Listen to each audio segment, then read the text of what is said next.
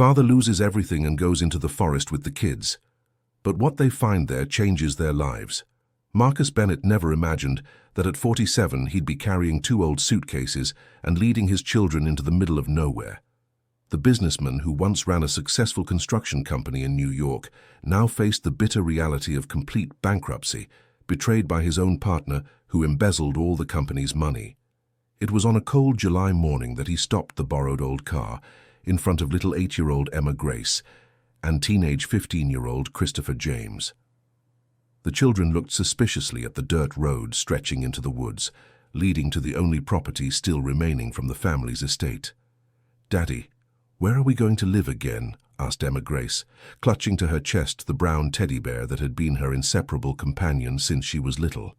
"Here's that farm of your great-grandfather William that I told you about, sweetie. Remember, I used to talk about the vacations I spent there as a child," replied Marcus, trying to disguise the uncertainty in his own voice. Christopher James crossed his arms and turned his face to the window, showing all the resentment he felt. The dark-haired boy with a defiant gaze couldn't accept that the comfortable life he had always known had ended overnight. "This is your fault. If you had paid attention to what Richard was doing, we wouldn't be in this situation," murmured the teenager, without looking at his father. The eldest son's words cut deep into Marcus's heart. He knew the boy was partly right. He had trusted his partner Richard Hayes too much, who for years seemed to be a loyal and competent friend. Now he discovered that all that trust had been a mistake that cost not only his company, but also the house they lived in, the family's savings, and even the relationship with his ex-wife. "Christopher, don't talk to your father like that," scolded Emma Grace, surprising both with the firmness in her voice. "It's not his fault he was deceived by a bad person." Marcus drove along the winding curves of the dirt road, feeling the weight of responsibility on his shoulders. 3 months ago he discovered that Richard had forged documents, diverted contracts, and emptied all the company's accounts. When he tried to reverse the situation, it was already too late. The creditors took everything, including the house they lived in the capital's upscale neighborhood. His ex-wife, Jennifer, had moved to Washington, D.C. with her new boyfriend, claiming she couldn't care for the children at this time of crisis. She made it clear she considered Marcus a failure as a husband and now also as a father. The last thing she said before leaving was that he should give her custody of the children as soon as he got financially stable. The farm appeared at the end of the road like a ghost from the past. The wood and masonry house had been visibly abandoned for years, with broken roof tiles, dusty windows, and a garden overgrown with weeds. Surrounded by dense forest of the Appalachian Mountains, the place seemed isolated from the rest of the world. There was no cell phone signal, nor working electricity. "My God," whispered Emma Grace, hugging her teddy bear even tighter. Christopher James got out of the car, slamming the door hard. "Perfect. Now we're going to live like animals in the middle of the woods. This is what happens when you trust the wrong people," shouted the teenager, kicking an old can he found on the path. Marcus took a deep breath before getting out of the vehicle. He knew the next moments would be decisive for his family's future. If he couldn't show strength and determination now, he would completely lose his children's trust. And without that trust, there was no hope of rebuilding their lives. "Kids, come here," he called in a firm voice. "I know you're scared and upset. I am too. But this is our reality now, and we'll face it together." Emma Grace approached timidly, while Christopher James remained distant with his back to his father. "Great-grandfather William built this house with his own hands 50 years ago. He raised 5 children here, including your grandmother Grace. If they manage to live well in this place, we can too." "But there's not even electricity here, Dad," murmured Emma Grace, looking around apprehensively. "Then we'll fix it. We'll clean, tidy up, and make this our new home. A home where we can restart our lives away from people who want to harm us."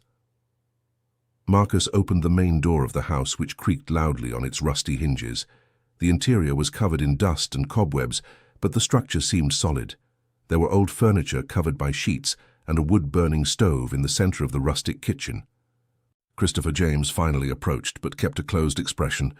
"And how are we going to get money living here in the middle of nowhere?" he questioned sarcastically. "I'll find a way, son.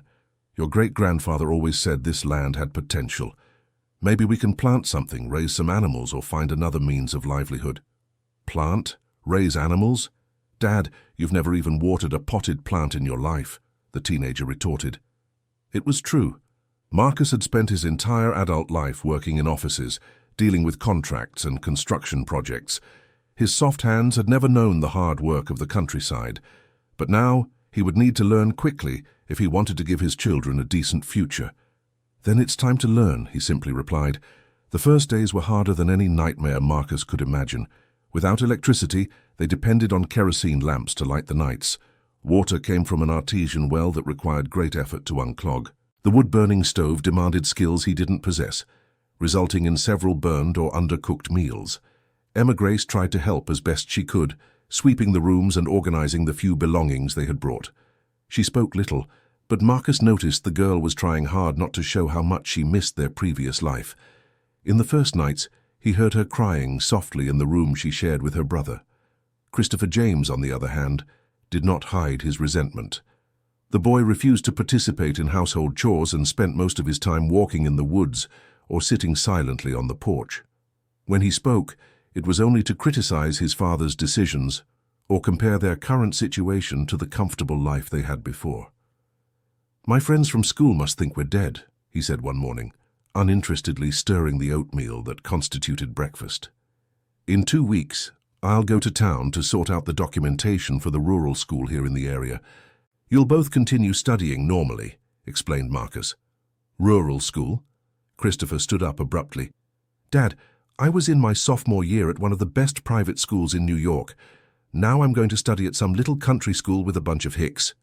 "Christopher James," his father warned firmly, "I don't want to hear that kind of prejudiced comment anymore. The people here deserve our respect." "Respect? Did you respect our family when you decided to trust all our money with that thief, Richard?" The argument that followed was the most violent father and son had ever had. Christopher shouted things that deeply hurt Marcus, questioning his competence as a businessman and as a father. Marcus, losing patience, responded harshly, reminding his son that they were all victims of the situation and that he was doing his best. Emma Grace witnessed the entire fight, clutching her teddy bear, tears rolling down her frightened little face.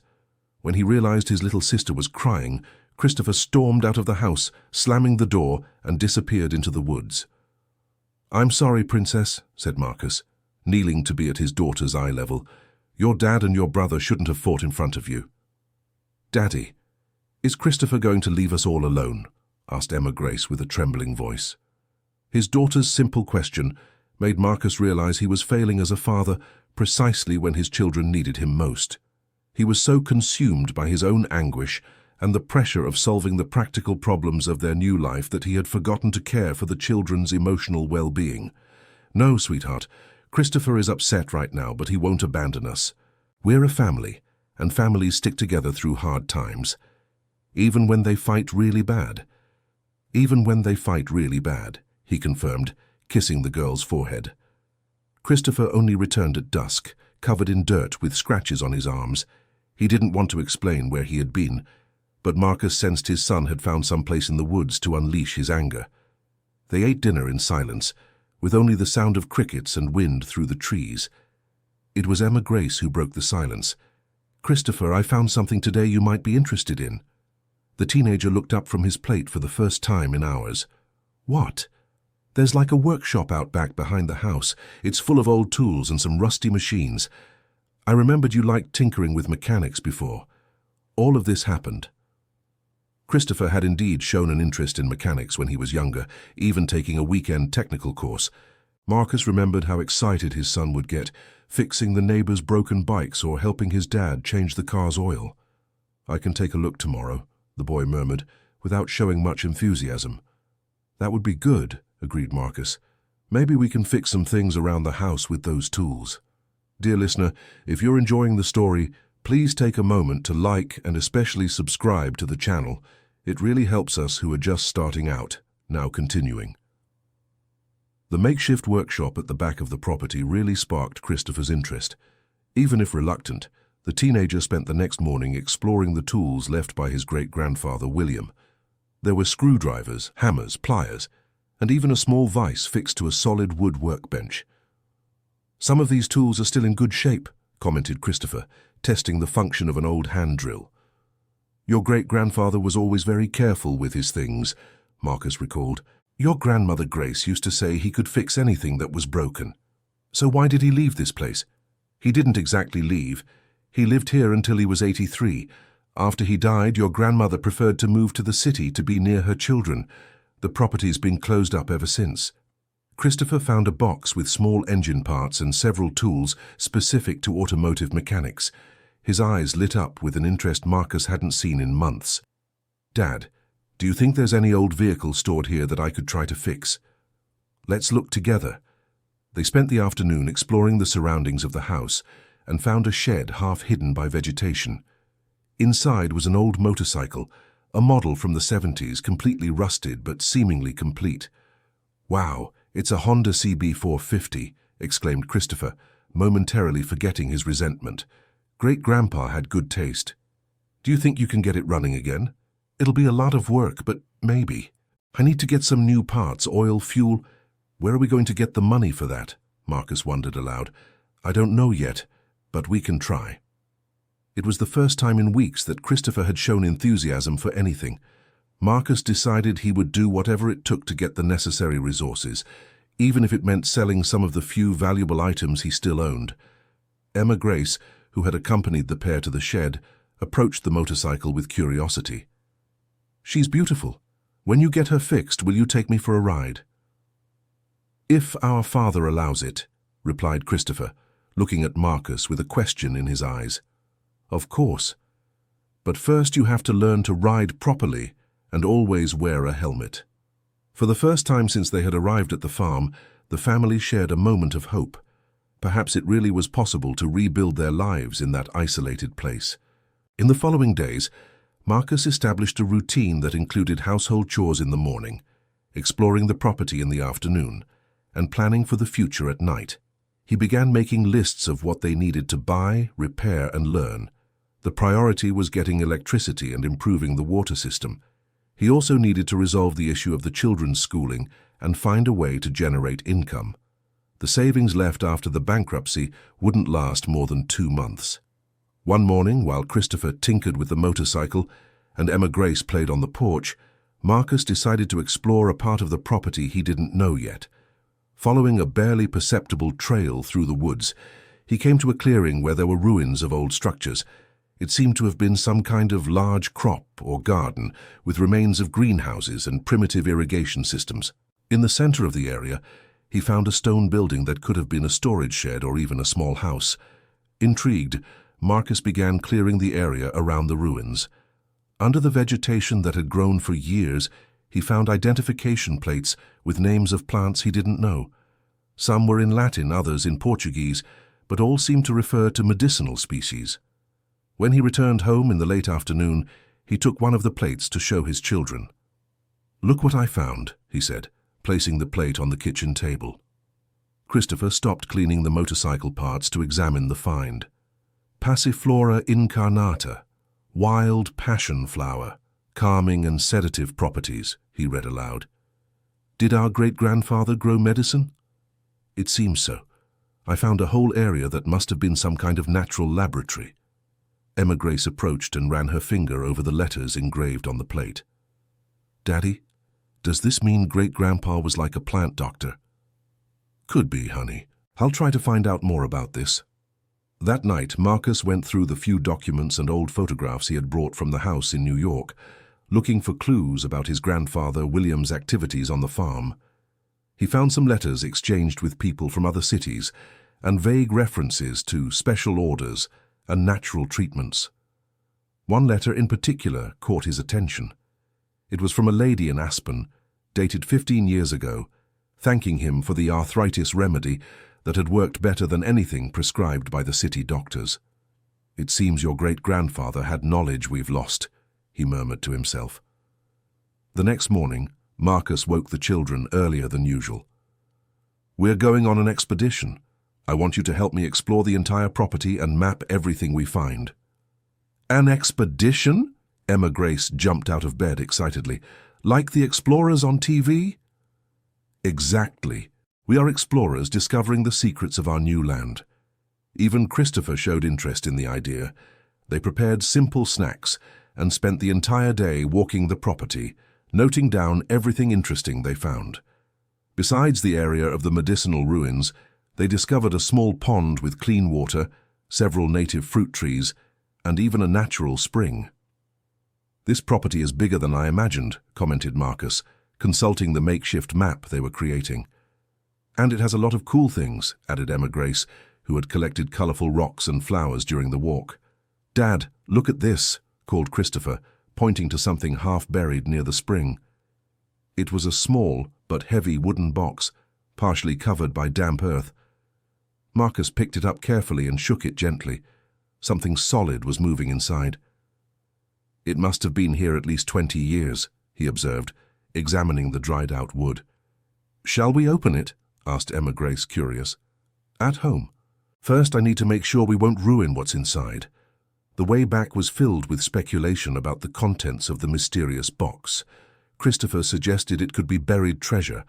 Emma Grace imagined old love letters, and Marcus secretly hoped it would be something to help them better understand the property's potential. Back at the house, they carefully cleaned the box and forced open the stuck hinge. Inside were several envelopes protected by thick plastic and a leather-bound notebook. "They're letters," announced Marcus, taking out one of the envelopes. The first letter was from a merchant in Albany, dated 8 years ago, offering a good sum for a special lot of lemon balm and chamomile.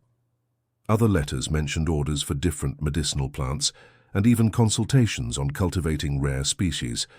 The notebook proved even more interesting. It was a detailed record kept by their great-grandfather William about his crops, experiments with medicinal herbs, and regular clients. The notes showed that he maintained a prosperous business, supplying medicinal plants to compounding pharmacies, herbal shops, and even some small laboratories. "Listen to this," said Marcus, reading an entry. "Dr. Michael from San Jose ordered 15 cat's claw seedlings again. Said patients are responding very well to the natural treatment. Paid $40 per seedling, total of $600. $600 for 15 little plants." Christopher raised his eyebrows. "That's a lot of money." "And this one," continued the father. "Natural Pharmacy in Aspen wants a monthly supply of dried chamomile, lemon balm, and fennel. Offered a contract for $2,000 a month." Emma Grace clapped her hands excitedly. "Daddy, you mean Great-Grandpa made a lot of money selling little plants?" "Apparently so, my dear. And from what I see here, he had very specialized knowledge about which plants are good for what." Marcus continued flipping through the notebook, discovering notes about planting seasons, drying techniques, seedling preparation, and even recipes for home remedies. It was a true manual of medicinal botany, the fruit of decades of practical experience. "The problem is, I don't understand any of this," he admitted. "To me, a plant is a plant." "But we can learn," suggested Christopher. "If Great-Grandpa managed, why couldn't we?" "That's true, and we still have some of his contacts here in the letters. Maybe some of these people are still interested in buying." Emma Grace found a smaller envelope at the bottom of the box, with seeds carefully packaged and labeled. "Daddy, are these little seeds still good?" Marcus examined the packages. They were well preserved and protected from moisture. "There's only one way to find out. Let's try planting some and see if they sprout." That night, for the first time since they arrived at the farm, the family gathered in the kitchen with a common goal. They studied every page of Great-Grandfather William's notebook, trying to decipher his notes and understand the cultivation system he had developed. Christopher showed himself especially interested in the technical parts, like irrigation systems and drying methods. Emma Grace was fascinated by the colorful drawings of the different plants and their medicinal properties. "Look, Daddy," the girl pointed. "Here it says that chamomile helps with stomach aches and trouble sleeping. How did she know that?" "My dear, people knew the power of plants long before pharmacy medicines existed. Our grandparents and great-grandparents cured many illnesses just with what nature provides." "And does it still work today?" "Absolutely. Many modern medicines are made from active principles found in plants. The difference is that now there are more scientific studies proving what our ancestors already knew. Christopher was calculating numbers on a sheet of paper. "Dad, if we could reproduce just half of the business great-grandfather had here, it would be enough to keep us comfortable." "You really think so?"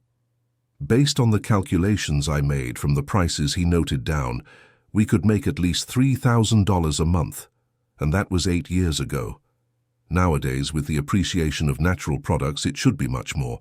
The prospect of a stable income made Marcus feel a hope he hadn't experienced in months.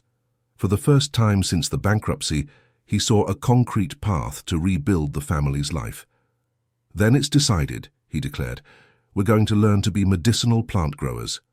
"But what if we can't?" asked Emma Grace, voicing the fear everyone felt, but no one had spoken aloud. "We will, Princess, because now we know it's possible. Your great-grandfather left us a treasure map, and we're going to follow that map until we find our new life." Christopher smiled genuinely for the first time in a long while. "When do we start?" "Tomorrow. First, we'll clean the area where he used to plant. Then we'll prepare the soil and plant the first seeds." The following days were filled with intense work and constant discoveries. The family developed a routine. They woke at dawn, had a simple breakfast, and set off to work in the old medicinal garden. Marcus discovered he had no knack for gardening whatsoever. His hands, accustomed to holding pens and tightening screws, suffered with the manual labor. Christopher, surprisingly, showed a natural aptitude for understanding irrigation systems and soil preparation. Emma Grace became responsible for cataloging. With the help of her great-grandfather's notebook, she identified and sorted the seeds, creating little labels with colorful drawings to mark each bed. "Daddy, I think these chamomile seeds are sprouting," announced Emma Grace one morning, pointing to one of the prepared beds. Marcus approached and saw tiny green dots emerging from the soil. "My dear, you're right. They're coming up." Christopher dropped the tool he was holding and ran to see the phenomenon. "Wow, it really worked!" The children's enthusiasm was contagious. Marcus felt a deep emotion seeing those small pieces of evidence of new life sprouting from the earth. It seemed like a symbol of the renewal the whole family was experiencing. "If these sprouted, the others will too," said Christopher, examining the other beds. "And when they grow, we'll have our own natural medicines," added Emma Grace. "More than that," corrected Marcus. "We'll have our independence back." That afternoon, while Christopher worked on the motorcycle and Emma Grace drew the plants in the notebook her father had given her, Marcus decided to contact some of great-grandfather William's old clients. The first call was to the natural pharmacy in Aspen mentioned in the notebook. To his surprise, the establishment was still operating, and the owner remembered great-grandfather William well. "Mr. Marcus, how good to hear from someone in the family," said the pharmacist Anthony over the phone line. "Mr. William was an exceptional supplier. We never found plants of equal quality after he stopped producing. Would you still be interested in buying medicinal plants?" "Of course. The demand has only increased in recent years. People are more and more interested in natural treatments. If you can supply the same quality, I can guarantee a very attractive monthly contract." Marcus felt his heart race. "What kind of plants are you looking for the most? Chamomile, lemon balm, lemongrass, mint, rosemary, lavender, basically everything your grandfather produced. But I also have clients looking for more specific species, like ginkgo biloba, cat's claw, and passion flower. And what would the price be? Depending on quality and quantity, I can pay between 15 to 50 Rs per kilo of dried plants. For seedlings of rare species, I can go up to 100 Rs per unit." When he hung up the phone, Marcus could hardly contain his joy. He quickly did the math. If they could produce just 20 kilos of dried plants per month, they would already have enough income to live decently. He ran to tell the news to his children, who received the information with celebration. "Does that mean we already have our first client?" asked Christopher, interrupting his work on the motorcycle. "Exactly, and he said the demand is high. We'll probably get other clients too." Emma Grace jumped for joy. "Are we going to be rich again, Dad?" "Not rich like before, sweetheart, but we'll have enough to live well, and with dignity." "That's much better," declared the girl, surprising her father with the wisdom of her observation. "Why do you think that, Princess?" "'Cause now we're going to earn money by doing something good, helping people get healthy. Before, when you built buildings, it wasn't like that. Marcus had never thought from that perspective. There really was something deeply satisfying about the idea of producing something that would benefit people's health, in contrast to the purely commercial work he did as a builder. You're right, Emma Grace. This work has more purpose. And even better, added Christopher, no one can steal from us. The plants will grow here on our land with our work. No Richard in the world will be able to divert our plants. The reference to the former partner who had ruined the family didn't bring the usual pain. For the first time, Marcus managed to think of Richard Hayes only as part of a past that was being overcome. That's true, son. Now we depend only on ourselves. Dear listener, if you're enjoying the story, please take a moment to leave a like and especially subscribe to the channel. It helps us a lot as we're just starting out. Now continuing, the following weeks were ones of accelerated growth in every sense. The plants sprouted vigorously in the beds. Christopher managed to get the old motorcycle running after a lot of work, and Emma Grace developed surprising skills for identifying and caring for medicinal seedlings. Marcus made contact with other former clients of his great-grandfather and managed to secure interesting orders. An herbal medicine laboratory from San Jose offered a monthly contract for supplying extracts of specific plants.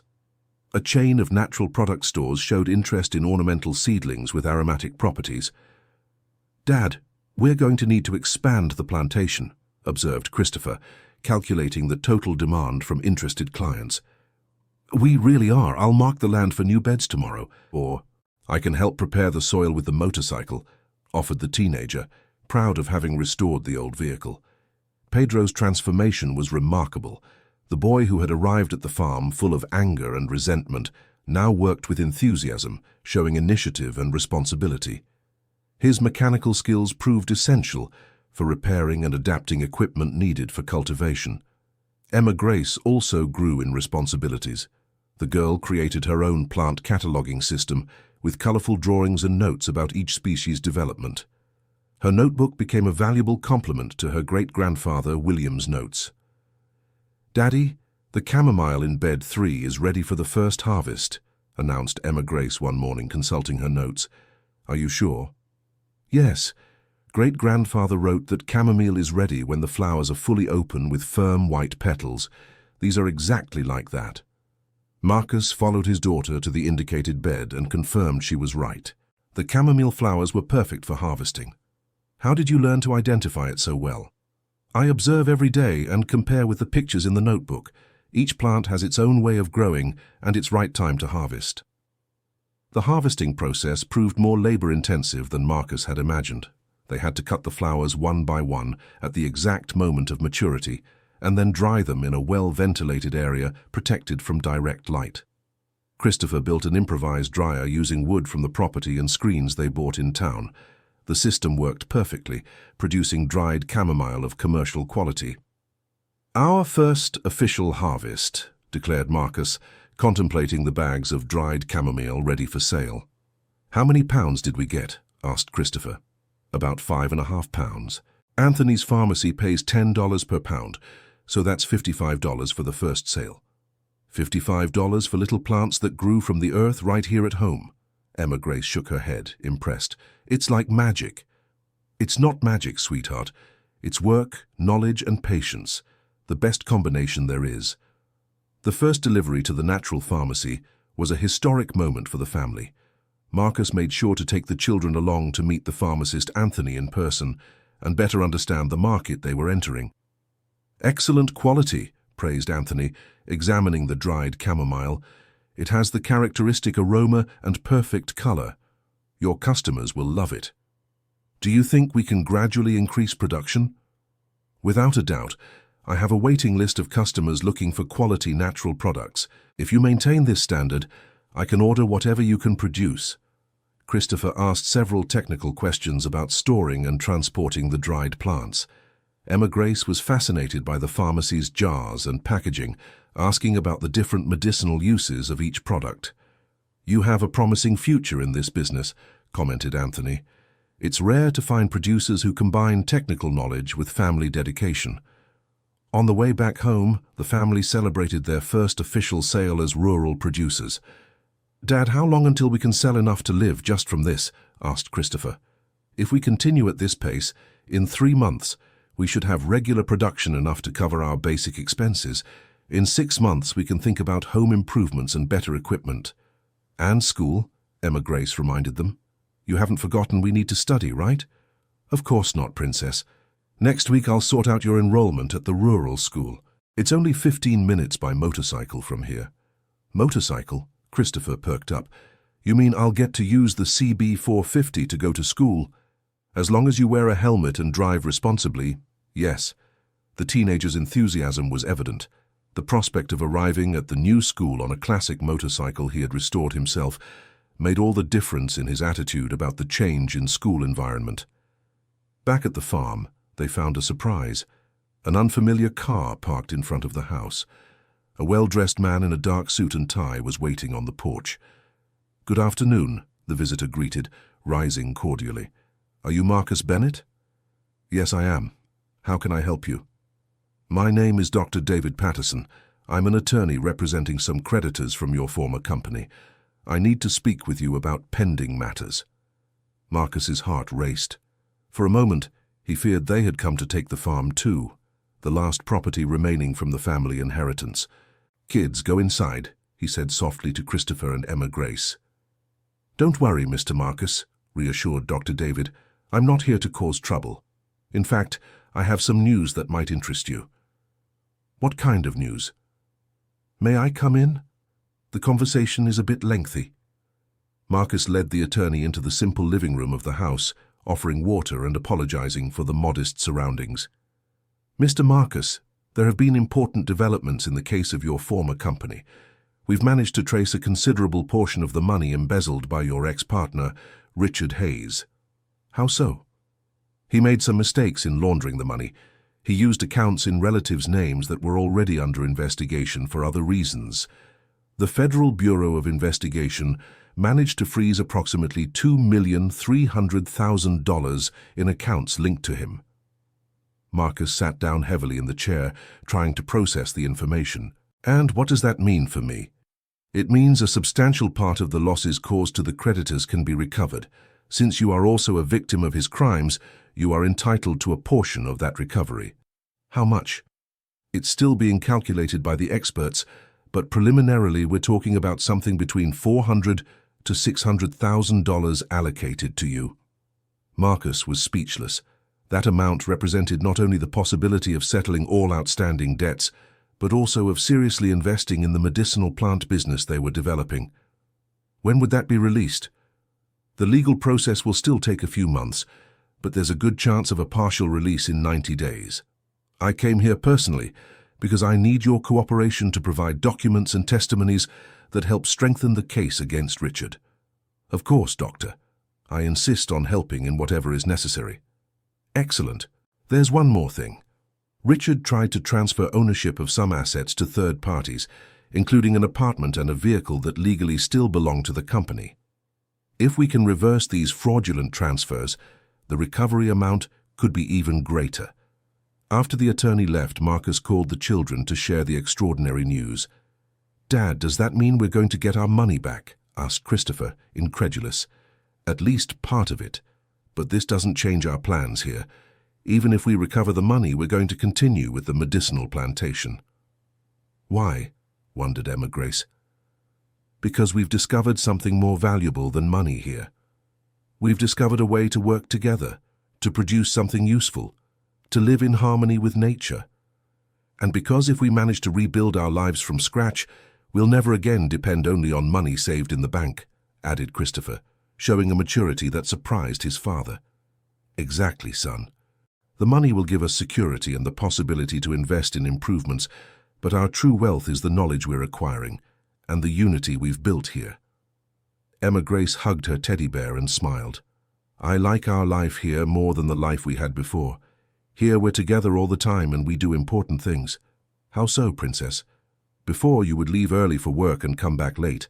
Christopher would stay in his room on the computer and I would watch television. We hardly ever talked. Here we work together, learn together, discover things together. The observation of the 8-year-old girl touched Marcus deeply. Truly, their previous life had been very comfortable materially but emotionally distant. The urban routine had pulled the family apart, creating a superficial coexistence based only on sharing the same physical space. "You're right, Emma Grace. Here we have truly become a family, and we will continue to be, even when we have money again," stated Christopher with conviction. That night they celebrated with a special dinner made with greens from their own garden they had started to cultivate. The simple menu, rice, beans, sautéed greens, and free-range chicken they bought from a neighbor, tasted like a feast because of the renewed hope and the certainty that they were on the right path. "Tomorrow we'll expand the planting," announced Marcus. "With the prospect of recovering some of the money, we can invest in more beds and better equipment." "I can design a more efficient irrigation system," offered Christopher. "I saw some models online when we went to town. And I'll make a big planting and harvesting calendar," added Emma Grace, "so we don't miss any important season." The family was planning the future with enthusiasm when they heard the sound of a car approaching on the dirt road. It was late for visitors, especially in that isolated location. Marcus turned on the flashlight and went out to see who had arrived. A luxury car stopped in front of the house, and from it stepped an elegantly dressed woman he recognized immediately, Jennifer, his ex-wife. "Jennifer, what are you doing here?" "I came to get the children, Marcus. I heard you're living like a homeless person in the middle of the woods with our kids."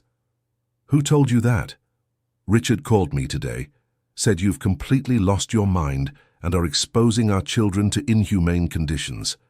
The anger Marcus felt upon hearing his ex-partner's name was intense. Richard had not only stolen his money, but was now trying to use his ex-wife to hurt him even more deeply. "Jennifer, come inside and see with your own eyes the conditions we're living in." "I don't need to come in to see this place is unsuitable for children. Where are Christopher and Emma Grace?" "I'm taking them with me right now." At that moment, the children appeared at the house door, drawn by the sound of the argument. "Mom?" Emma Grace ran to hug Jennifer but stopped halfway, sensing the tension in the air. "My children, pack your bags quickly. We've come to take you for a better life." "But Mom," protested Christopher, "we're fine here. We're working together on something cool." "Working?" Jennifer looked at her teenage son with indignation. "Christopher, you should be studying, not working like some street kid."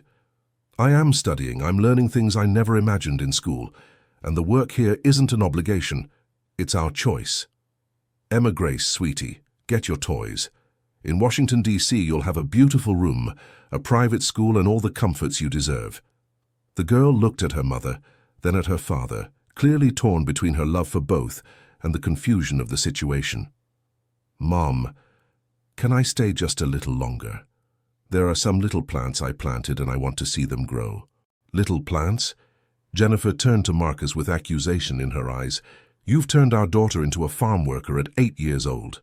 Jennifer, please, sit with us and let me explain what's really happening here." "There's nothing to explain. I'm filing for full custody of the children tomorrow. No judge will allow them to live in these precarious conditions." Christopher stepped forward, placing himself between his mother and father. "Mom, you can't do this. We chose to stay here. You're a minor, Christopher. You can't choose anything." "So I'll be 16 in 2 months, and then I'll be able to choose, yes, and I'll choose to stay with my dad." Jennifer was visibly shaken by her son's determination. "Christopher, you don't understand. This place is a step backward. You should be preparing for college, for a worthy professional future, not planting herbs like peasants." It was Emma Grace who answered, with the brutal honesty children sometimes show. "Mom, I like being a peasant. And our daddy isn't as sad as he was before. Here he smiles every day." Her daughter's observation hit Jennifer like a bucket of cold water. She looked more closely at Marcus for the first time since she had arrived and truly noticed significant changes in his appearance.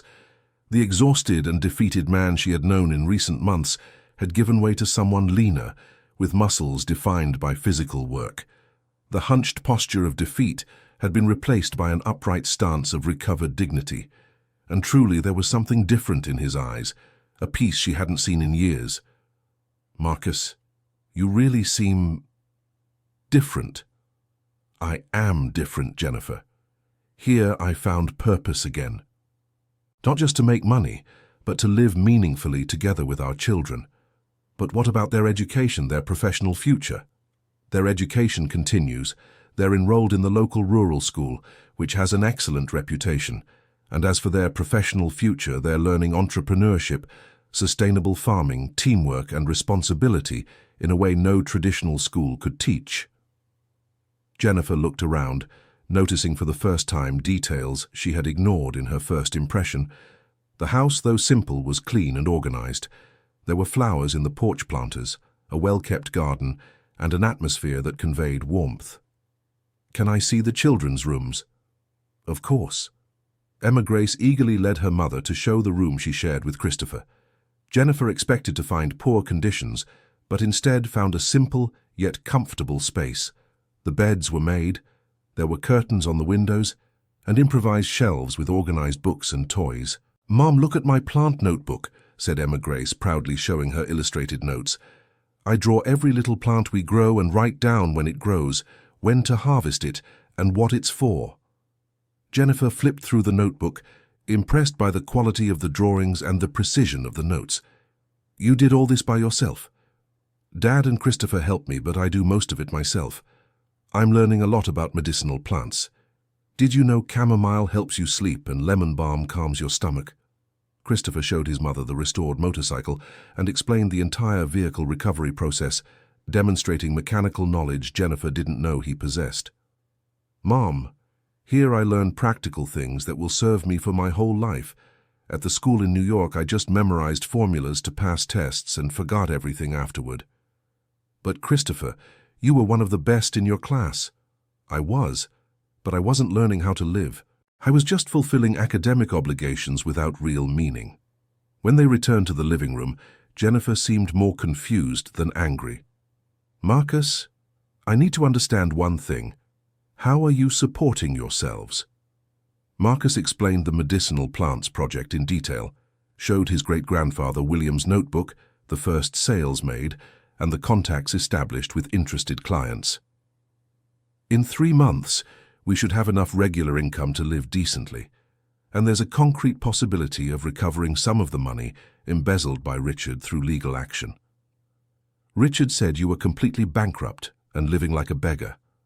"Richard is being sued for embezzlement and is trying to damage my reputation to complicate the lawsuit. He's the one who told me our location." Jennifer processed the information in silence. Christopher took the opportunity to add, "Mom, when you lived with us in New York, we hardly ever saw each other. Dad worked too much. I stayed in my room. Emma Grace watched television. Here we work together, talk together, eat together every day." "It's true, Mom," confirmed Emma Grace. "Before, I only saw Dad early in the morning and at night when he came home tired. Now we spend the whole day together doing fun things." Jennifer sat down heavily on the simple sofa, clearly shaken to discover the situation was very different from what Richard had described. "But don't you miss the comforts you had before?" she asked. "Sometimes," admitted Christopher, "but I've discovered I prefer less comfort and more family togetherness. And I like it more here because here no one is yelling or fighting," added Emma Grace, making an indirect reference to the turbulent last months of her parents' marriage. Her daughter's observation touched Jennifer unexpectedly. She remembered how the family environment had become toxic in the months before the separation, with constant arguments about money, work, and responsibilities. "Marcus, can I talk to you alone?" They went out to the porch while the children remained in the living room. "I came here convinced you had lost your mind and were harming our children. And now? Now I see that perhaps it was I who lost my mind. When Richard called me describing the situation, I imagined you living in miserable conditions, the children abandoning their studies, you drinking and giving in to depression. Jennifer, I would never abandon our children. Even at the most difficult moment of the bankruptcy, my priority was always to protect them and give them the best possible future. I know that now, and I recognize that they seem happier and more united than I've seen them in a long time. Would you like to stay for dinner? I can show you better how our routine works here." Jennifer hesitated but ended up accepting. The simple dinner proved to be a touching experience, The children spontaneously shared the events of the day, asked questions about the plants, told anecdotes about the animals that appeared on the property. "Emma Grace found a thrush's nest today," said Christopher. "It has 3 tiny eggs." "Can I show Mom tomorrow?"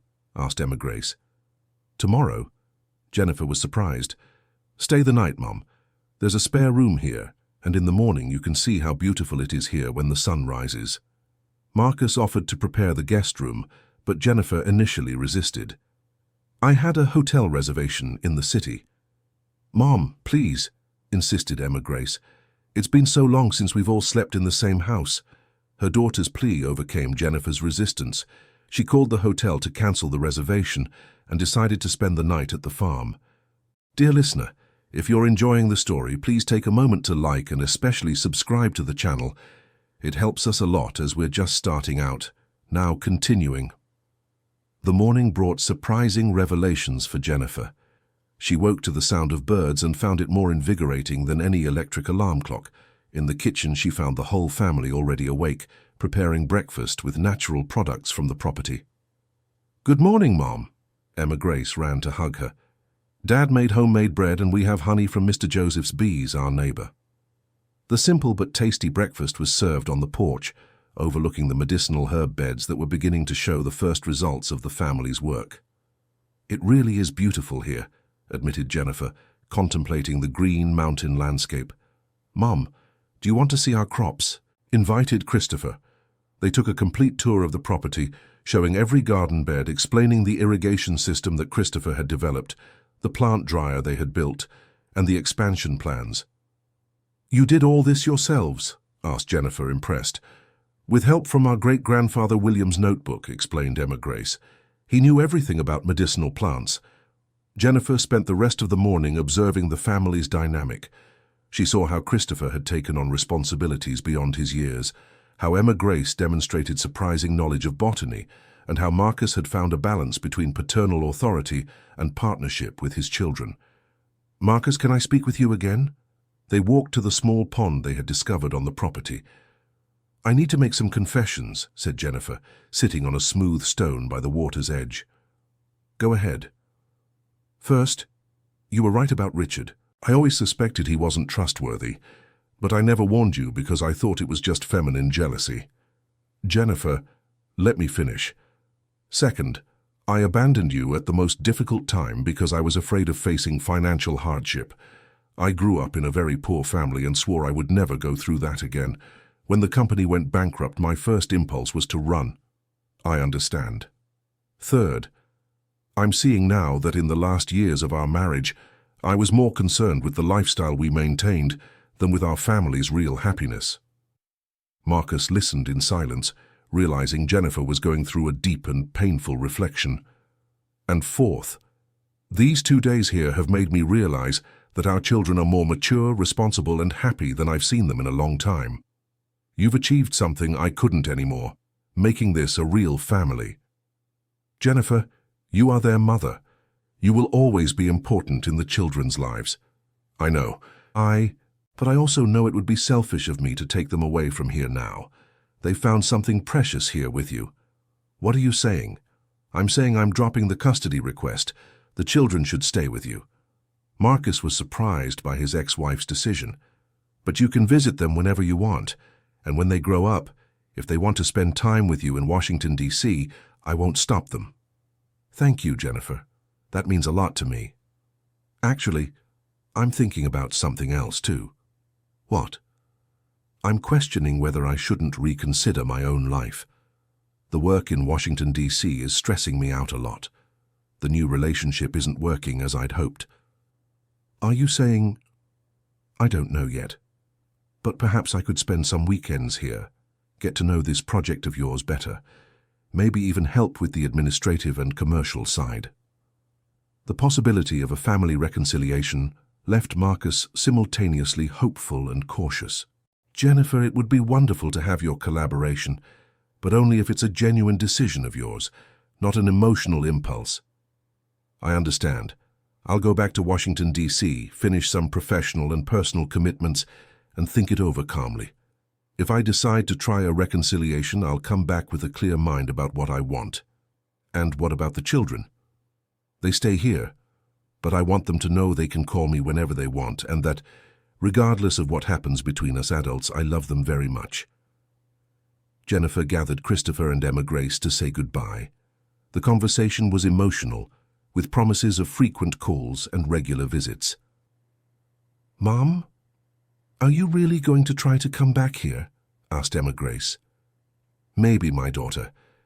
But even if I don't come back to live, I'll always be close to you." "I want you to come back," declared Christopher. "Not necessarily to live, but at least to properly get to know what we're building here." After Jennifer left, the family gathered to process everything that had happened in those 2 intense days. "Dad, Mom really was different," observed Christopher. "How so?" "Less nervous, less worried only about money. She seemed more human." "Your mother has always been a good person," explained Marcus.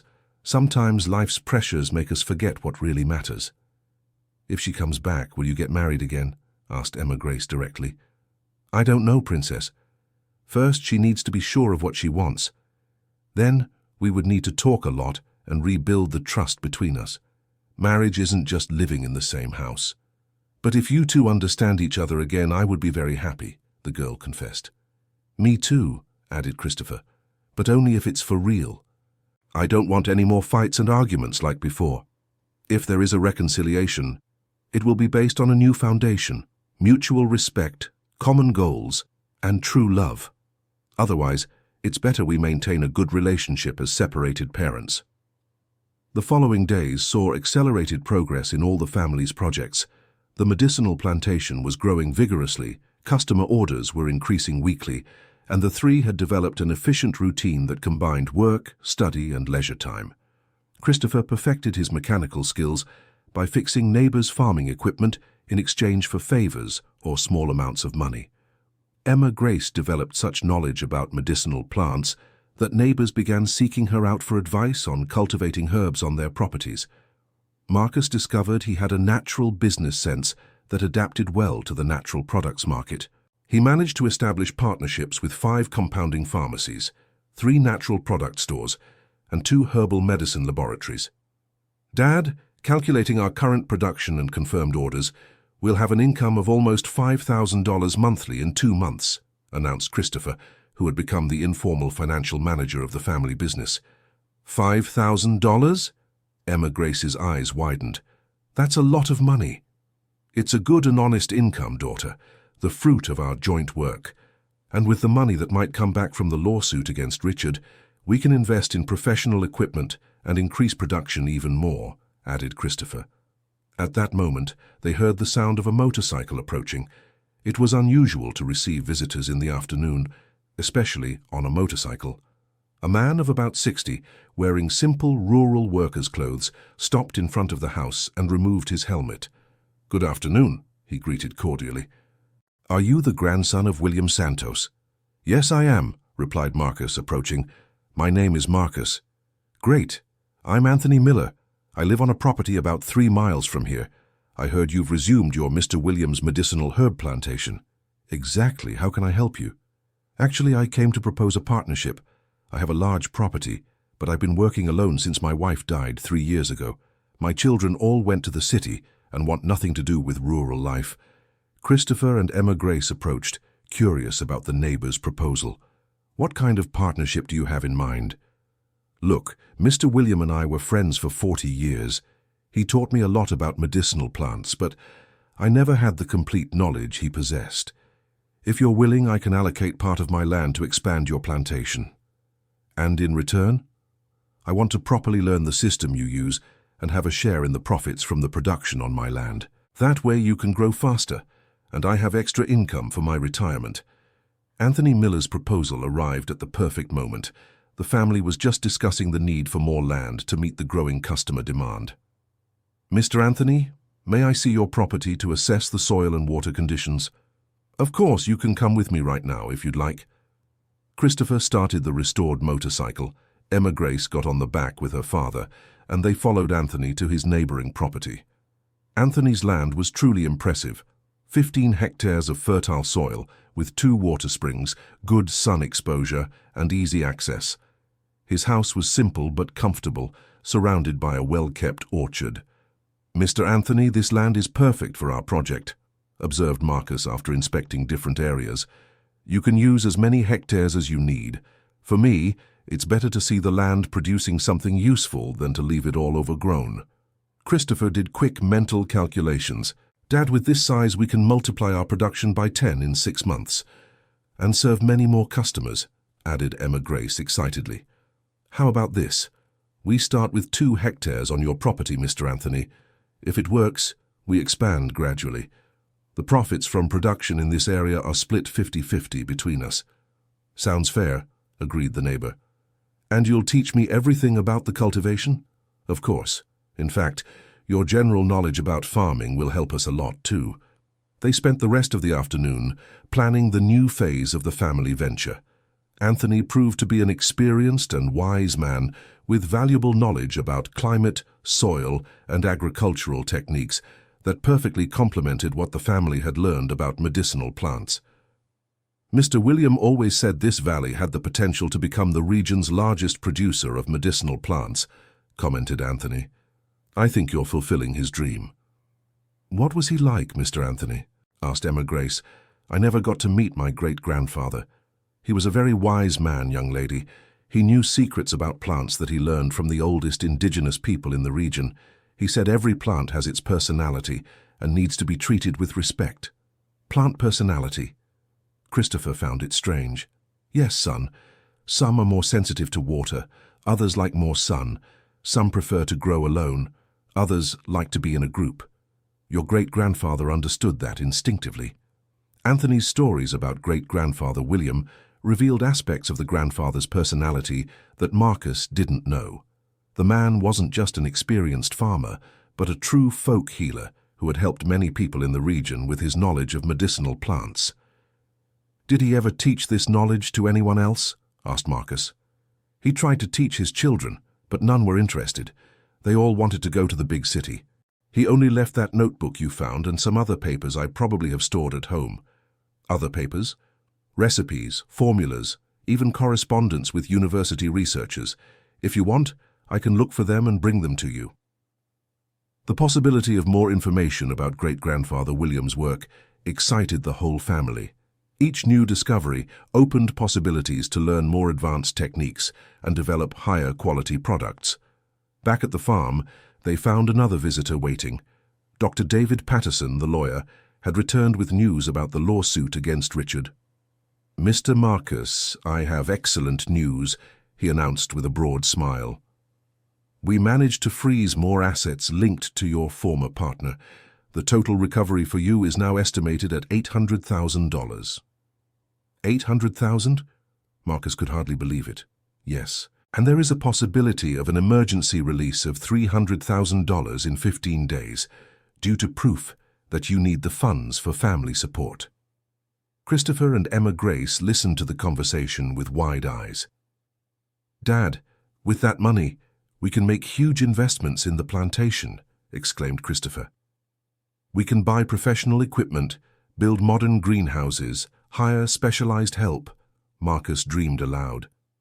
"And help Mr. Anthony modernize his property too," added Emma Grace, showing the natural generosity the family was developing. Dr. David stayed for dinner and to learn more about the agricultural project the family was developing. He was impressed with the organization, the technical knowledge demonstrated by the children, and the commercial potential of the venture.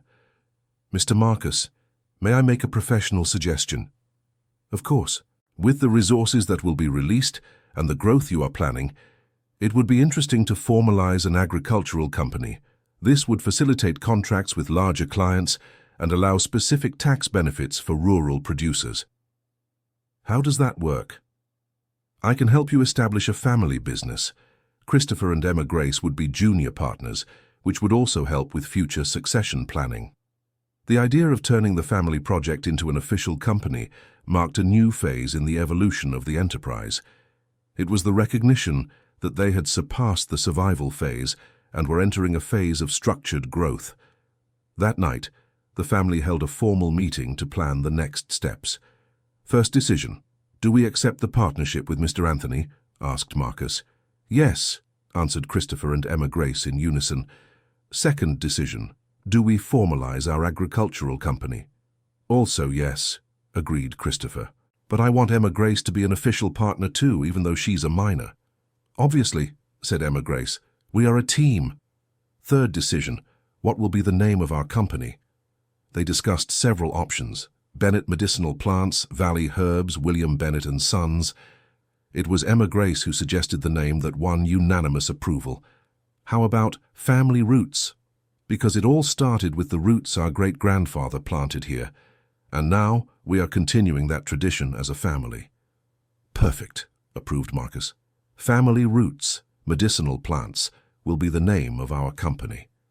Christopher insisted on recording everything in a notebook that became the informal founding minutes of the family business. Dad, I have a special request, said Emma Grace. Tell me, Princess. When the company is running smoothly and we're earning well, can we make a special little space to welcome people who want to learn about medicinal plants?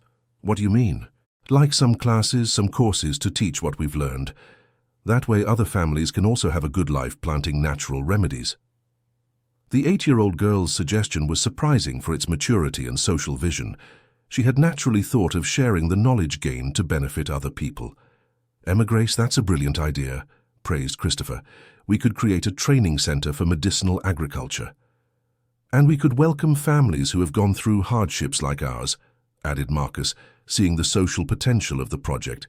Exactly. Emma Grace became excited. Families who lost everything could come here to learn how to start over by planting things that are good for people's health. Emma Grace's vision transformed what began as a family survival project into a larger mission to create a replicable model of economic and social recovery through sustainable medicinal agriculture. Then it's decided, declared Marcus solemnly. Family Roots will not just be an agricultural company, but a social project that will help other families rebuild their lives through dignified work with medicinal plants. Christopher clapped and Emma Grace hugged the teddy bear, which had accompanied the family's entire journey from the beginning. Daddy, I think the teddy bear should also be a partner in the company, the girl joked. Why not? Laughed Marcus. He witnessed our entire transformation. That night, for the first time in months, Marcus slept with the feeling that he had not only overcome the crisis, but discovered a life purpose much greater than he ever imagined possible. The next morning brought an unexpected surprise. Jennifer arrived at the farm in a pickup truck loaded with furniture and luggage. Jennifer. Marcus went out to greet her, confused. Weren't you going back to Washington, D.C.? I went back to settle everything there. I quit my job, ended the relationship, and brought my things. The children ran to hug their mother, thrilled with her decision. Mom, are you going to live here with us? Asked Emma Grace. If you want me to, and if your father agrees, yes. I want to try to rebuild our family on a new foundation. Marcus looked at Jennifer with a mixture of joy and apprehension. Jennifer, are you sure this is what you want? Country life isn't easy, and we don't have the comforts you were used to here. Marcus, over the last 2 weeks I've been thinking a lot. I realized I spent years chasing an idea of happiness that never truly satisfied me. Here, in 2 days, I felt a peace I hadn't experienced in a long time. And what about our relationship? He asked discreetly so the children wouldn't hear. I want us to be honest with each other. I'm not coming back because I want to resume the marriage we had before. I'm coming back because I want to build something new, based on the person you've become and the person I want to become. Does that mean? It means we'll get to know each other again, slowly, without rush, without pressure. If it works out, great.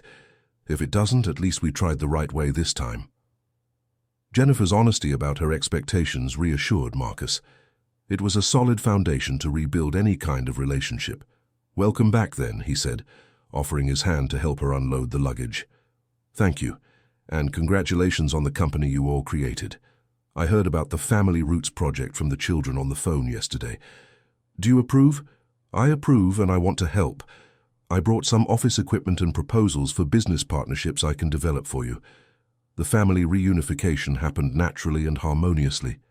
Jennifer initially settled into a separate room, respecting the gradual process of reconnection they had agreed upon. She brought administrative and commercial knowledge that perfectly complemented the skills each family member had developed. At the first complete family meeting, Jennifer presented her ideas for expanding the business. I researched the medicinal plants market and discovered there's growing demand not just for raw products, but for processed ones, essential oils, concentrated extracts, natural hygiene products. That would greatly increase the added value of our production, observed Christopher. Exactly. A plant we sell for $20 a kilo can yield $300 if transformed into essential oil. But wouldn't that require very expensive equipment? Asked Marcus.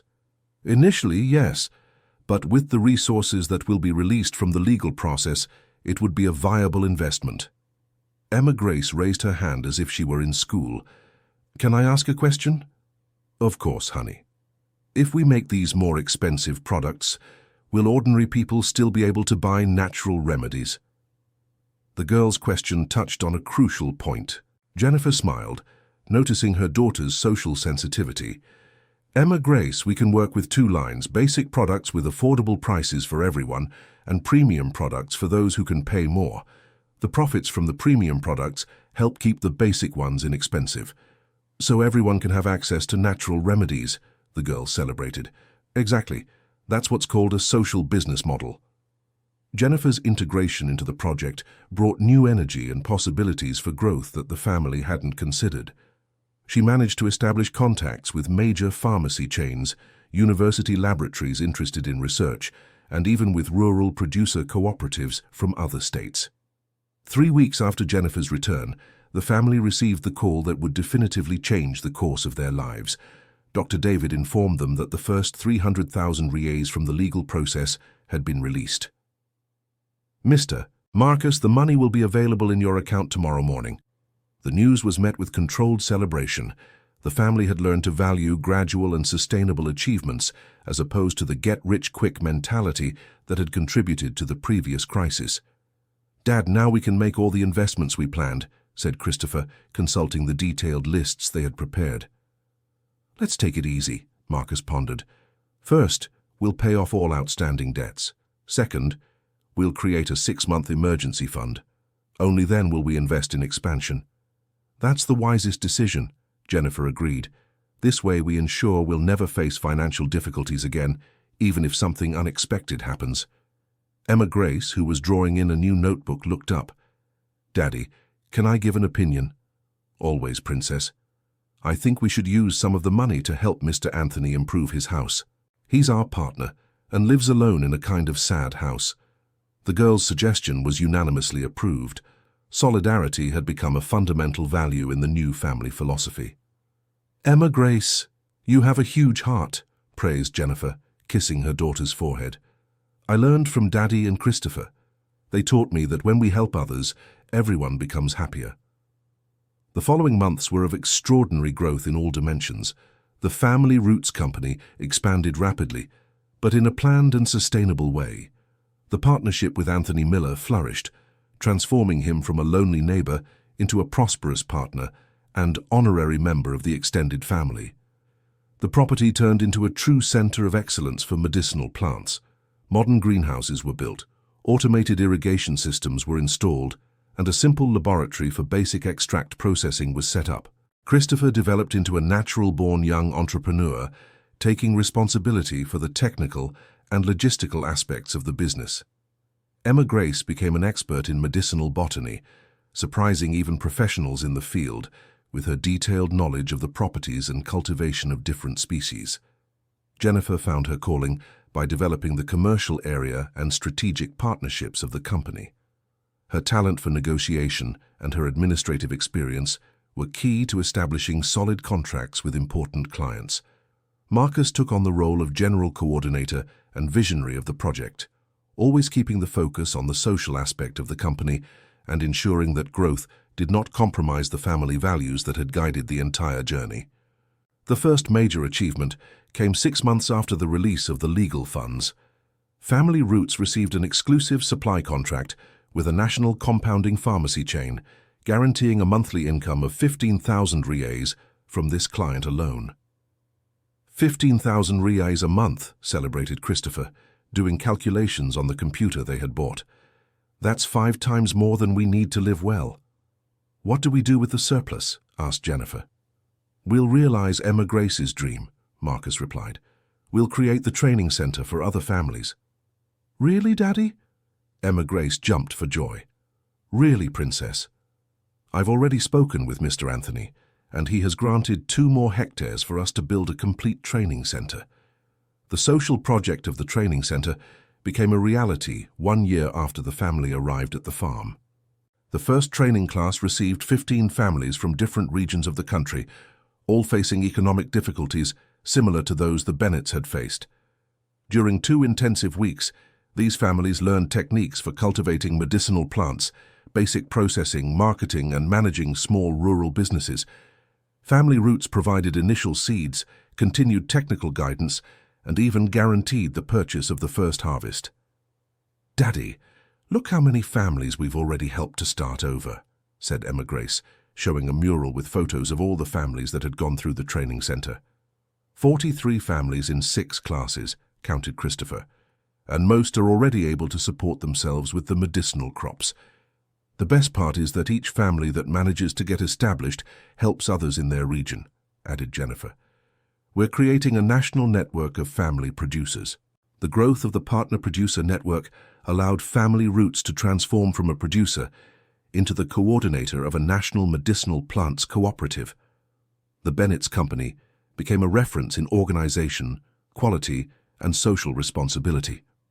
2 years after the bankruptcy that had destroyed the family's previous life, Marcus contemplated the view from the porch of the renovated and expanded house, seeing Christopher teaching irrigation techniques to a group of teenagers who were children of the partner producers, Emma Grace cataloging new plant species in an experimental greenhouse, and Jennifer coordinating a video conference with international distributors interested in the cooperative's products. The farm that once seemed like the end of the line had become the beginning of a much larger journey. What began as an escape from a crisis became the discovery of a purpose that benefited hundreds of families across the United States. Anthony Miller, now 70 years old, approached the porch carrying an envelope. "Marcus, an interesting piece of mail arrived for you. It was an invitation from Columbia University for Family Roots to present its family medicinal agriculture methodology at an international congress on sustainable rural development." Mr. Anthony, who would have thought that the desperate man who arrived here 2 years ago would be invited to give lectures at Columbia, joked Marcus. "I knew," replied the neighbor with a wise smile. "Mr. William always said this land had a special energy to transform the lives of those who came here with an open heart. Do you think it was the land that transformed us?" "I think it was the combination of the land with your willpower, the love within the family, and the willingness to learn from past mistakes." Emma Grace appeared running from the greenhouse, carefully holding a small pot. "Daddy, look! I managed to germinate a seed from a super rare plant I found in my great-grandfather's notebook. No one else was cultivating it in the region." "What plant is that, Princess?" "Arnica montana. It's used to heal injuries and swelling. Great-grandfather wrote that it was in high demand but difficult to cultivate." "And you managed to make it sprout?" "I did, and if it works out, we could be the only certified organic Arnica montana producers in the state of New York." Emma Grace's discovery represented not just another commercial opportunity, but the continuation of great-grandfather William's legacy through the hands and dedication of the new generation. Christopher appeared on the porch, dirty with soil but smiling. "Dad, we just installed the new automatic composting system. Now we'll produce our own organic fertilizer and even reduce production costs by 30%. "Excellent, son. How was the training with the new interns?" "They learn fast. Country folks have a natural intuition for farming that we city people have lost." Jennifer joined the group on the porch, finishing her video call. "Any news from the international clients?" asked Marcus. "Great news. A German company wants an exclusive contract to import our essential oils, and there's a group of American investors interested in replicating our family cooperative model in the United States." "We're really building something international," observed Christopher, impressed. "But without losing our local focus," reminded Emma Grace. The next class at the training center already has 20 families enrolled, and 4 are from right here in our own region. The balance between commercial growth and social commitment had become the trademark of Family Roots. The company proved it was possible to be profitable and socially responsible at the same time. As the sun began to set behind the Appalachian Mountains, the family gathered for their daily dinner on the porch. It was a ritual they kept religiously, no matter how busy they had been during the day. "Daddy," said Emma Grace, now 10 years old and showing wisdom far beyond her years, "do you remember when we arrived here thinking we had lost everything?" "Of course I remember, Princess. Actually, it was when we lost everything that we found what really matters." "What do you mean?" "When we had a lot of money, we didn't spend time together. Everyone lived their own separate lives. It was when we were left with nothing that we truly became a family." Christopher, now 17, added, "And it was when we stopped relying only on money that we learned to create real value. Now we make money by helping people and taking care of nature." Jennifer held Marcus's hand, a gesture that had become natural after the gradual and solid reconciliation they had built. "Marcus, do you remember what you said on the first day here at the farm?" "What did I say?" "That we would face it together and that we would find a way to rebuild our life." "Yes, I remember." "You kept your promise. But you did much more than that. You didn't just rebuild our financial life. You rebuilt our family and created something that is changing the lives of hundreds of other families." Marcus looked around the table, seeing the faces of the people he loved most in the world, and beyond them, glimpsing the entire network of families, partners, and collaborators who had become part of the large extended family of Family Roots. "You know something," he said. "I don't think we were ever really rich before. Now we are truly rich." "Why, Daddy?" asked Emma Grace. "Because now our wealth isn't stored in a bank where someone could steal it. Our wealth is in our unity, in our knowledge, in our work, and in the good we do for other people. That kind of wealth no one can take from us." Anthony Miller, who had been invited for dinner as always happened on Sundays, raised his glass of natural fruit juice from the property. "A toast to the Bennett family and to the legacy of Mr. William, which lives on through you." "A toast to the families who started over," added Jennifer. "A toast to the healing plants," said Christopher. "A toast to the children who believed," completed Emma Grace. "A toast to the love that overcomes any crisis," finished Marcus. That night, under the starry sky of the Appalachian Mountains, the Bennett family knew they had completed an extraordinary journey. They had lost one life and found another, much better one. They had faced financial ruin and discovered true wealth. They had known despair and built hope not only for themselves, but for all who were lucky enough to cross their paths.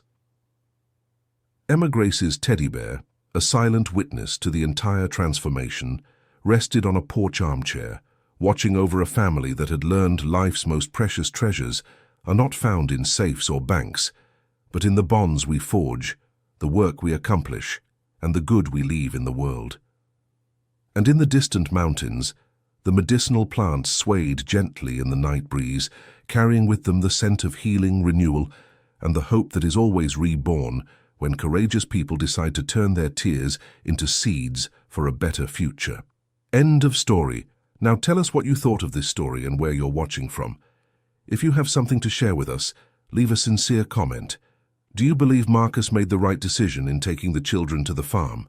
We would love to read your opinion. Thank you so much for joining us. Don't forget to leave your like and, most importantly, subscribe to the channel so you don't miss other moving stories.